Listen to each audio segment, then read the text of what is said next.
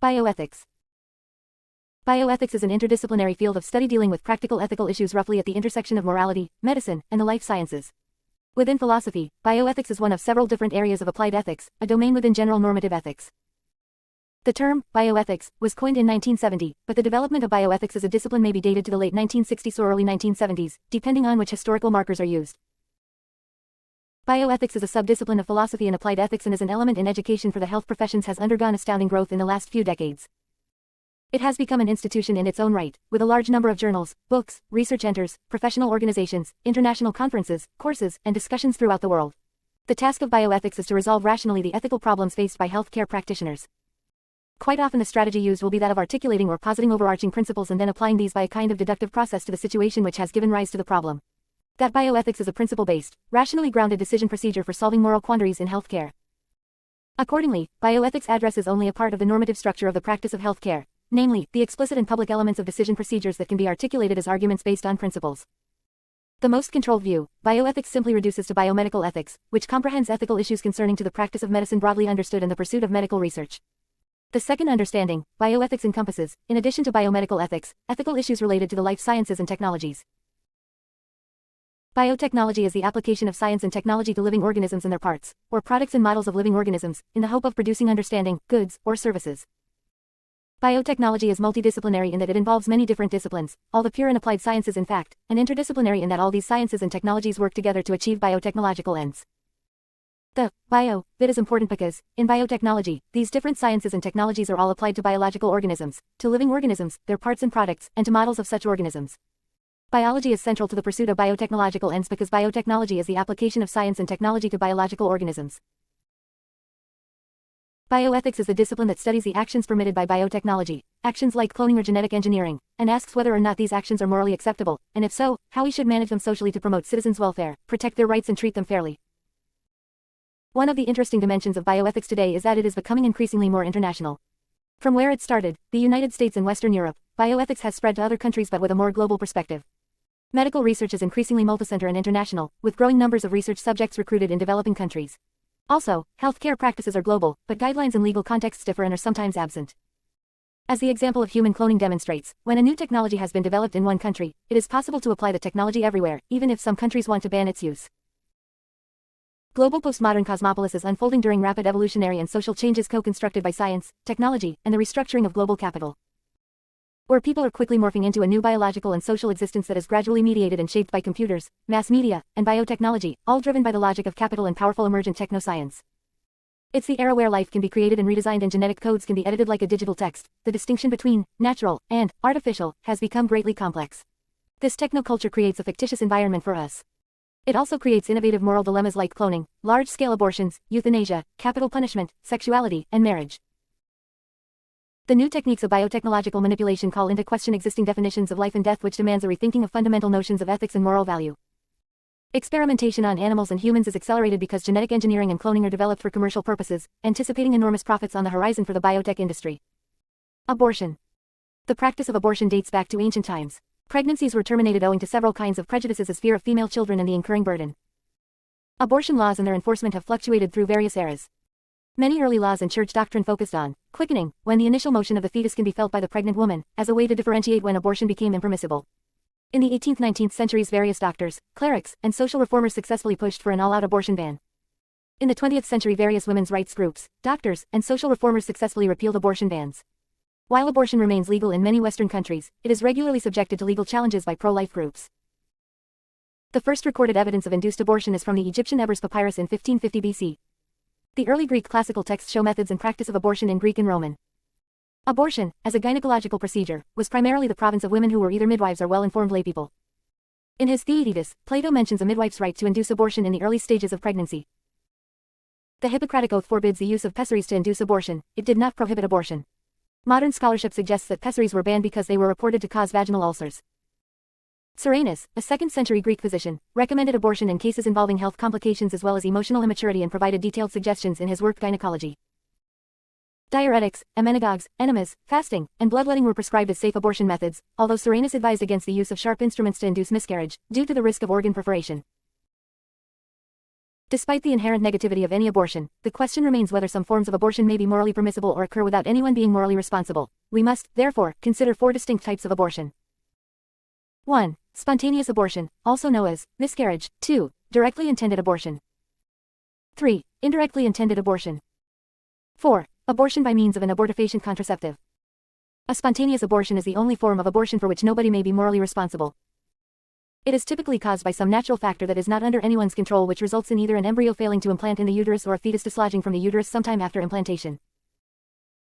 Directly intended abortion occurs when a woman or some other agent desires to end a pregnancy and does so through either a surgical procedure or a chemical inducement. There are several views on the wrong or right of abortion. In pro-life view, it states that abortion is wrong because it is the killing of an innocent person. It asserts that 1. A human embryo is a human being. 2. It is wrong to take a human life. 3. Therefore, it is wrong to destroy an embryo. The pro-choice view and feminist views support that abortion are morally permissible whenever the mother chooses it. Abortion arguments that emphasize the moral status of the fetus are concerned with a broad range of ethical issues. They ask such questions as, is the fetus a human being? A person? At the bottom, these questions point toward the ontological and moral status of the fetus. Ontology means theory of being, so the ontological question asks what sort of being the fetus is, what kind of value or moral status does the developing fetus have. The ontological question is connected to the moral question of the moral status of the being. What we want to know is both what kind of a being the fetus is and what sort of value that kind of being has. According to one point of view, it is being human that counts, being a member of the human species. Now, using this criterion, we might note that human fetuses are members of the human species and conclude that they have equal moral status with all other human beings. Based on the notion that all humans have equal moral worth. This has not always been the case, for example when children or women were treated more like property than as human beings with equal and full moral status. By special moral status, we might mean various things. Among the most important would be a status such that the fetus would be thought to have something like a right to life. If this were the case, then abortion would become morally problematic. Potentiality means power. According to this criterion, all beings that have the power to develop certain key characteristics have full moral worth. Thus, if a particular fetus had the potential for developing the requisite mental capacities, then this fetus would have full moral status. Some critics of abortion argue that abortion is wrong because it prevents a being, the fetus, from actualizing its potential. Philosopher Don Marquis argues that it is seriously wrong to kill children and infants because we presume that children and infants have futures of value. According to Marquis, abortion is wrong for a similar reason, which is that it deprives the fetus of obtaining the future good it would have if it were left alone and allowed to be born. If a rather high level of reasoning is required before an individual has the requisite moral status, then newborns probably would not be included, as well as many others. The claim that even newborns lack the high-level capacities relevant to full moral status is defended by the philosopher Mary Ann Warren. According to this view, although the fetus, newborn infant, an extremely young child are human beings biologically, they are not yet persons or beings with the requisite moral status. They are not yet members of the moral community. There may be good reasons to treat them well and with respect, but it is not because they are persons with rights. In applying this criterion to fetal development, the conclusion would be that the early-term fetus has less moral value or moral status than the late-term fetus. Such an approach would parallel the idea, found in the law, that the state can regulate late-term abortions but not early-term abortions. Moderately serious interests of the pregnant woman or society could override the interests or claims of the early-term fetus, but it would take more serious interests to override the claims of the late-term fetus.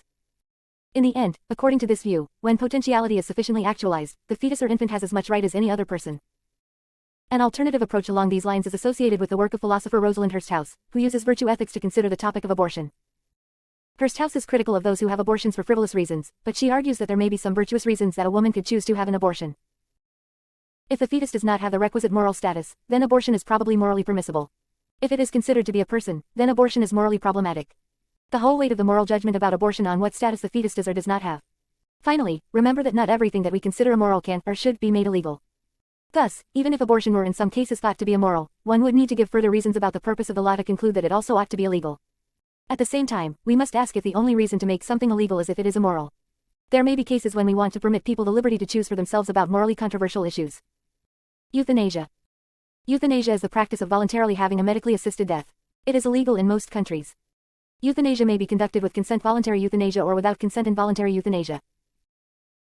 Since involuntary euthanasia is conducted without an individual's specifically given acquiescence, while voluntary euthanasia is euthanasia with the person's direct consent, it is still controversial for reasons discussed below. Euthanasia may be conducted passively, non-aggressively, and aggressively. Passive euthanasia entails the withholding of common treatments knowing that it may also result in death. Aggressive euthanasia entails the use of lethal substances or forces to kill and is the most controversial means. The term euthanasia comes from the Greek words, eu, and thanatos, which combined means, well death, or, dying well. Hippocrates mentions euthanasia in the Hippocratic Oath, which was written between 400 and 300 BC. The original oath states, "To please no one will I prescribe a deadly drug nor give advice which may cause his death." Despite this, the ancient Greeks and Romans generally did not believe that life needed to be preserved at any cost and were, in consequence, tolerant of suicide in cases where no relief could be offered to the dying or, in the case of the Stoics and Epicureans, where a person no longer cared for his life. An influential utilitarian philosopher, Peter Singer, has argued that it is possible to imagine killing a disabled newborn and replacing it with another healthy baby in a subsequent pregnancy to achieve a net outcome of happiness. Singer notes that we allow women to abort disabled fetuses, and he sees very little difference between abortion and euthanasia for infants. Singer argues that killing a disabled infant is not morally equivalent to killing a person. Very often it is not wrong at all. In Canada, patients have the right to refuse medical treatment, although even with their consent, their physician is unable to assist the patient with suicide. The Netherlands is the only country in the world where euthanasia is openly practiced. It is not allowed by statute, but the law accepts a standard defense from doctors that have adhered to official guidelines. Large number of people, especially religious people, against these. Passive euthanasia refers to withholding or withdrawing treatment and letting a patient die. Thus, passive euthanasia can also be described as letting die or allowing to die. Sometimes this is referred to as letting nature take its course. This might include either withdrawing care, as in removing a feeding tube, or withholding care, as in not prescribing antibiotics to cure an infection. Often patients will decide in advance whether they want to be allowed to die from the progress of a fatal disease or medical complications after surgery. It has been acknowledged that patients have a right to refuse treatment. In these cases, the decision is made voluntarily. When the patient has not consented in advance and is unable to provide consent, next relatives are consulted to decide what the patient would have wanted in terms of treatment. Active euthanasia refers to a more active intervention that aims to bring about the death of a person, a lethal injection, for example. Active euthanasia involves taking a step that directly brings about a person's death. In the past, it used to be called mercy killing. Drugs are the most common means. Rather than letting a person die, these means are used to kill the person. In the United States, active euthanasia is legally prohibited. However, as we've noted, in the Netherlands active euthanasia is permitted. Critics worry that this practice opens the door to killing those who feel they have become a financial burden on their families or who merely fear future suffering. Physician-assisted suicide is yet another thing, as the physician merely prescribes the lethal medication without administering it herself. A further set of concepts focuses on whether euthanasia is given to those who request it and consent to it or not. Voluntary euthanasia implies that the patient consents. Causing death with the patient's consent, knowingly and freely given, the laws in Belgium and the Netherlands require that the patient request euthanasia. These laws primarily focus on regulating voluntary euthanasia. There are 3 types of voluntary euthanasia. 1. Voluntary active euthanasia. The person who is dying says, "Give me the fatal dose." 2. Voluntary passive euthanasia. Withholding ordinary measures. The person says, "Don't use life-saving or life-prolonging medical measures even though the likely results of using them would be good and the costs or burdens minimal, because I want to die." 3. Voluntary passive euthanasia. Withholding extraordinary measures. The person says, "Don't use those medical measures because the chances of benefit in terms of saving or extending my life would be small, the burden's too great, or both." Non-voluntary euthanasia describes euthanasia for those who are unable to give consent, infants or those with severe brain damage. For example, when a feeding tube is removed from a patient in a persistent vegetative state. 1. Non-voluntary active euthanasia. Others decide to give the person a fatal drug overdose. 2. Non-voluntary passive euthanasia. Withholding ordinary measures. Others decide not to use life-saving or life-prolonging medical measures even though the likely results of using them would be good and the costs or burdens minimal. 3. Non-voluntary passive euthanasia. Withholding extraordinary measures. Others decide not to use those medical measures because the chances of benefit, saving or extending life, are small, the burdens are too great, or both. Involuntary euthanasia implies that the killing is done in violation of the patient's will. There is no moral justification for involuntary euthanasia, which can also be called murder. There is some fear, however, that the legalization of euthanasia might create a slippery slope from voluntary euthanasia toward involuntary euthanasia, that is, toward letting people die or actively killing them against their will. Involuntary euthanasia involves the high cost of health care at the end of life. Some people can benefit from the death of a patient, family members who worry about losing an inheritance or paying for medical bills, and insurance companies who have related financial concerns. A utilitarian argument that attempts to justify involuntary euthanasia. From this perspective, voluntariness matters morally only to the extent that it affects human happiness and welfare. Respecting people's own choices about how they will die surely would have some beneficial consequences. For example, when people know that they will be allowed to make decisions about their own lives and not be forced into things against their will, then they may gain a certain peace of mind. The idea is that autonomy is good in itself and therefore carries heavy moral weight. We like to think of ourselves, at least ideally, as masters of our fate. According to Kant, autonomy makes morality possible. His famous phrase, "an ought implies a can," indicates that if and only if we can or are free to act in certain ways can we be commanded to do so. According to a Kantian deontological position, persons are unique in being able to choose freely, and this capacity for choice ought to be respected. Nevertheless, in many euthanasia cases, a person's mental capability and thus autonomy are compromised by fear, lack of understanding, dependency, and hopelessness. Illness and dependency can make a person more subject to undue influence or coercion. Cloning. In somatic cell nuclear transfer (SCNT), the nucleus from a somatic cell, an ordinary body cell, of an organism is inserted into the denucleated egg of another female member of the same species, or even that of another species as with chimera, and triggered into developing as an embryo. Clones can also be produced by twinning, by splitting apart an embryo. If done early enough, each clump of cells will develop into a separate individual. This happens naturally to produce identical twins. There are two purposes to which the technology of cloning can be put. Reproductive cloning, the use of SCNT to produce human embryos to implant into the wombs of women. This will produce human babies with genomes identical to the nucleus donors. Therapeutic cloning, the use of SCNT to produce human embryos genetically identical to the nucleus donor. These embryos are then used for research, or the harvesting of stem cells, then destroyed. There is a dispute against therapeutic cloning. Argument 1.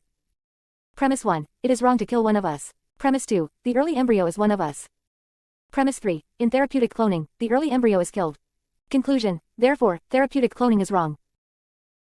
B. Using the phrase, one of us to indicate moral status because anything sufficiently like us in the right way to be, one of us will have moral status. Premise 2, therefore, claims, possibly falsely, that the early embryo has the same moral status we have. In particular premise, 2 implies, possibly falsely, that the early embryo has the right to life. Cloning and stem cell research raise exceptionally important challenges to bioethics and a democratic politics of communication. When Ian Wilmot and his associates from the Roslin Institute near Edinburgh, Scotland cloned sheep named Dolly in a natural law had been broken. Less than 2 years after Dolly's emergence, scientists had cloned numerous species. The ability to clone a desired genetic type brings the animal kingdom into entirely new avenues of exploitation and commercialization. From the new scientific perspective, animals are framed as genetic information that can be edited, transposed, and copied endlessly. Patenting of genetically modified animals has become a huge industry for multinational corporations and chemical companies. PPL Therapeutics, Genzyme Transgenics, Advanced Cell Technology, and other enterprises are issuing broad patent claims on methods of cloning non-human animals. PPL Therapeutics, the company that invented Dolly, has applied for the patents and agricultural rights to the production of all genetically altered mammals that could secrete therapeutic proteins in their milk. Nexia Biotechnologies obtained exclusive rights to all results from spider silk research. Patent number 4,736,866 was granted to DuPont for Oncomouse, which the Patent Office described as a new composition of matter. Infigen holds a U.S. patent for activating human egg division through any means, mechanical, chemical, or otherwise, in the cloning process. Cloning and stem cell research raise exceptionally important challenges to bioethics and a democratic politics of communication. When Ian Wilmot and his associates from the Roslin Institute near Edinburgh, Scotland cloned sheep named Dolly in a natural law had been broken. Less than 2 years after Dolly's emergence, scientists had cloned numerous species. The ability to clone a desired genetic type brings the animal kingdom into entirely new avenues of exploitation and commercialization. From the new scientific perspective, animals are framed as genetic information that can be edited, transposed, and copied endlessly. Patenting of genetically modified animals has become a huge industry for multinational corporations and chemical companies. PPL Therapeutics, Genzyme Transgenics, Advanced Cell Technology, and other enterprises are issuing broad patent claims on methods of cloning non-human animals. PPL Therapeutics, the company that invented Dolly, has applied for the patents and agricultural rights to the production of all genetically altered mammals that could secrete therapeutic proteins in their milk. Nexia Biotechnologies obtained exclusive rights to all results from spider silk research. Patent number 4,736,866 was granted to DuPont for Oncomouse, which the Patent Office described as a new composition of matter. Infigen holds a U.S. patent for activating human egg division through any means, mechanical, chemical, or otherwise, in the cloning process. IVF, in vitro fertilization. Other revolutionary techniques of contemporary biotechnology involve reproductive processes and the isolation and manipulation of gametes. 2 procedures are especially important.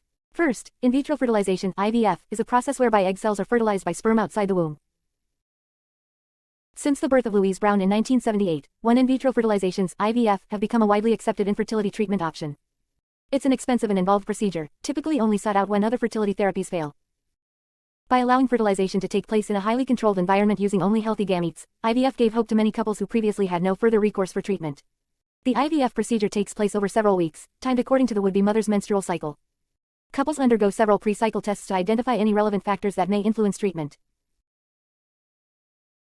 Some observers may oppose IVF prima facie, seeing any application of this technology as inherently unethical, even when used under the most conservative circumstances, say, a heterosexual married couple for whom no other infertility treatment options are available, who only extract a few eggs from the wife and implant all embryos that result from fertilization with the husband's sperm.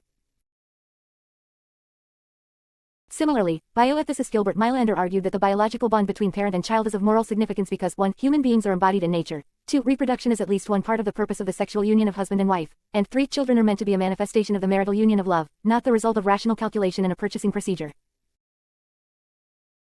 According to Meilander, the introduction of third parties into the procreative process, be they physicians, donors, or surrogates, violates the sacred nature of reproduction, blurs lines of kinship and family ties, fails to embody the union of the parents, instrumentalizes the human body, and turns the child into a product which is made, not begotten. Others have opposed IVF because it makes the child substitutable, a mere manufactured commodity. The child is sought as a means to fulfill the intended parent's desires, rather than an end in him, herself, violating the Kantian imperative.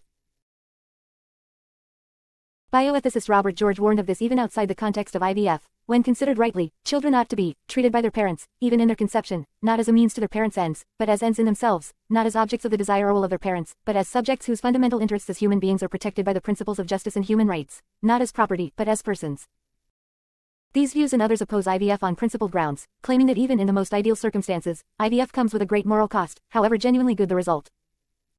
Genetic engineering. Microbiology continues to be a major component of the biotechnology industry. However, in the second half of the 20th century, a deeper knowledge of genetics and molecular biology gave humans greater powers over the living world. The resulting techniques for genetic engineering and the genetically modified organisms, GMOs, those techniques produced comprise the core of contemporary biotechnology. Its key activities include the isolation, identification, manipulation, storage, and even creation of genes. Genetic engineering entails the direct manipulation of an organism's genes, unlike the indirect or mediated manipulation entailed in selective breeding. Furthermore, our DNA bypasses species boundaries, allowing genes to be transplanted from any species to any other species. In 1978, the first human to be conceived through IVF was born.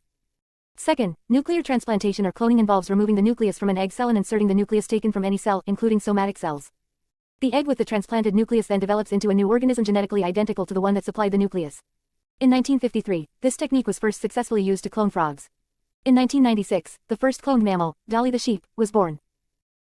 Question of autonomy, dignity, and sanctity of life. Kant also stresses autonomy. It is this aspect of our nature that gives us our dignity as persons.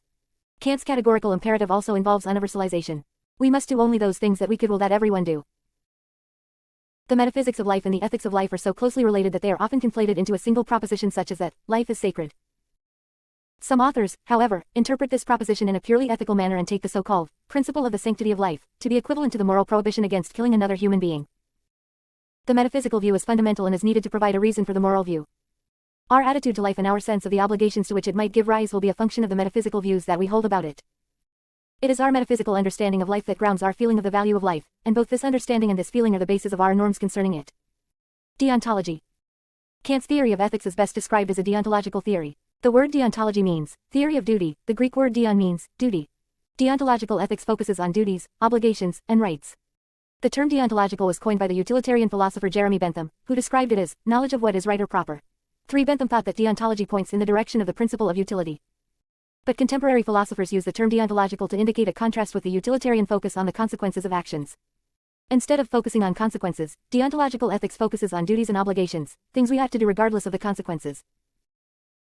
One way of describing this is to say that deontological theories emphasize the right over the good, by which we mean that deontology focuses on right actions and right intentions while downplaying the importance of the goods or benefits that are produced by these actions.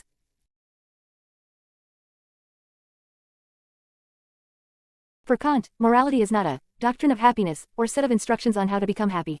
Rather, morality is the rational condition of happiness. W.D. Ross, who also held that theory are things we ought and ought not to do regardless of the consequences. According to Ross, we have duties not only of beneficence but also to keep promises, pay our debts, and be good friends and parents and children. Contrary to Kant, Ross believed that we can know through moral intuition in any instance what we ought to do. Sometimes we are faced with a conflict of moral duties. Ross is the source of the phrase prima facie, which is often used in ethical arguments. In such cases, according to Ross, we have to consider which duty is the stronger, that is, which has the greater balance of rightness over the wrongness. Virtue ethics. Virtue ethics was the dominant approach to ethics in the world of Western classical antiquity, but for reasons to be discussed in what follows, its influence waned during most of the modern era, and it is only in recent decades that it has revived as a major approach to moral theory. Virtue ethicists hold that human virtues are character traits that are dispositions to act in certain ways. Virtue is built up by performing actions following the virtue, after rational deliberation. Often, virtue is a mean between two extremes. For example, one becomes courageous by behaving courageously in many different instances over time. Some take the principal claim of virtue ethics to be about the moral subject, that, in living her life, she should focus her attention on the cultivation of her or others' virtues. Others take the principal claim to be about the moral theorist, that, in mapping the structure of our moral thought, she should concentrate on the virtues. This latter view can be construed weakly as holding that the moral virtues are no less basic than other moral concepts. In this type of virtue ethics, virtues are independent of other moral concepts in that claims about the morally virtuous character or action are, in the main, neither reducible to nor justified based on underlying claims about moral duty or rights, or about what is impersonally valuable. Several ancient and medieval philosophers endorsed strong versions of virtue ethics. These views focused on character rather than on discrete behavior, identifying illicit behavior with vicious behavior, i.e., conduct that would be seriously out of character for a virtuous person. For the philosophers of ancient Greece, it was human nature, usually conceived teleologically, that fixed the content of this flourishing. Medieval Christian writers reinterpreted this, stipulating both that the flourishing life to which the virtues lead extends past death, and that human flourishing is not merely the fulfillment of capacities and tendencies inherent in human nature, but is the realization of a divine plan. In late 20th century versions of virtue ethics, some theorists have suggested that it is neither to a teleology inherent in human nature nor to the divine will that we should look in determining the content of that flourishing to which the virtues lead. They understand flourishing more as a matter of a person's living a life that meets the standards of her cultural, historical tradition. Many philosophers have spoken about virtue and the virtues without, in the contemporary sense, counting as virtue ethicists or virtue theorists. For example, Kant 1964 has a doctrine of virtue, an account of moral virtue that flows out of what he has to say about right and wrong action, and Rawls, too, in A Theory of Justice Rawls 1971 has an account of moral worth or virtue that derives from and complements what he has to say about the principles of justice. But any view that treats virtue as simply one part of a moral theory does not count as virtue ethics or virtue theory. Both intuitionistic and Kantian deontology tend to treat the solution of moral problems or difficulties as dependent on finding rationally valid rules or principles for dealing with them. Utilitarian and other consequentialists treat the moral evaluation of human actions, motives, or institutions as depending fundamentally on actual or likely consequences or results. But virtue ethics treats neither consequences nor general principles as central to its and our understanding of morality. The emphasis, rather, is on inner character and motivation, and this is as true of recent virtue ethics as it was of Greek and Roman virtue ethics. Plato and Aristotle were both virtue ethicists in this sense. Plato in the Republic says virtue consists in a certain harmony or beauty of the soul, and actions are considered ethically better or worse to the extent they sustain or fail to sustain such inner harmony, beauty. Ordinary moral rules are treated as a secondary, theoretical issue, and the question of external results is left largely to one side. Similarly, Aristotle denies that the moral life can be governed by rules or general principles, and the criterion of right or noble action is the rational ethical perceptions of the virtuous individual in situations of ethical choice. Aristotle is a potential model for how to do ethics. In its earliest days or decades, reviving virtue ethics was therefore almost exclusively Aristotelian in character, but eventually, it came to be recognized that Hume, Plato, the Stoics. Confucianism is also seen by many ethicists as a possible model or cluster of models for contemporary virtue ethical thought. So as virtue ethics has become ensconced as one of the three major contemporary approaches to ethics alongside Kantian ethics and consequentialism, the virtue ethics movement has lost its originally monolithic Aristotelian character. According to Aristotle, the characteristic activity of human beings is the exercise of our rational capacity, and only by living virtuously is our rational capacity to guide our lives expressed in an excellent way. There is a sense, then, in which someone lacking the virtues would not be living a human life. The development of a virtue ethics approach to bioethics, in particular, while inspired by these general dissatisfactions with standard ethical theories, has also drawn impetus from some more localized targets. To some extent, virtue-based approaches to bioethics have been developed as a reaction to the dominance of bioethics by utilitarianism. Another key difference between virtue ethics and classical forms of utilitarianism is that many contemporary virtue ethicists argue that virtues are intrinsic goods that are plural, and so the goodness of the virtues cannot be reduced to a single underlying value, such as utility. The good of integrity, for example, does not consist simply in the utility, e.g. pleasure, that the agent or others gain from this. The uniqueness of virtue ethics associated with other theories is brought out more completely when we turn to how advocates of the approach ground the normative conceptions in the character of the virtuous agent. The methods taken by contemporary virtue ethicists to filling out the notion of a virtuous character can be divided into two comprehensive types. Many virtue ethicists and utmost virtue ethics tactics to bioethics take the Aristotelian view that the virtues are character traits which we need to live humanly flourishing lives. Another approach to grounding the virtues, developed principally by Michael Sloat, derives the virtues from our common sense interpretations about what character traits we characteristically find admirable. As the writings of its contemporary exponents demonstrate, virtue ethics has a great deal to contribute to bioethics. Virtue ethics provides distinctive new perspectives on many familiar issues in bioethics, and it addresses some important questions which standard utilitarian and deontological approaches have shown themselves ill-equipped to deal with or have neglected altogether. Among the areas of bioethics that have received considerable attention from virtue ethicists are abortion, euthanasia, reproductive ethics, and the practice of healthcare. Rosalind Hursthouse argues that the traditional debate about the competing rights of the mother and the fetus is fundamentally irrelevant to the morality of abortion. Individuals can exercise their rights virtuously or viciously, and Hursthouse argues that the morality of a woman's decision to have an abortion depends importantly on the sort of character which she manifests in deciding to have an abortion in her particular circumstances. Utilitarianism. Utilitarianism is a theory according to which actions are right or wrong only in virtue of their consequences for happiness. It that an action is morally right if and only if it produces at least as much good utility for all people affected by the action as an alternative action the person could do instead. Its best-known proponent is J.S. Mill, who formulated the greatest happiness principle, also called the principle of utility, always act to produce the greatest happiness. Early utilitarians often held some form of hedonism, according to which only pleasure and the absence of pain have utility or intrinsic value.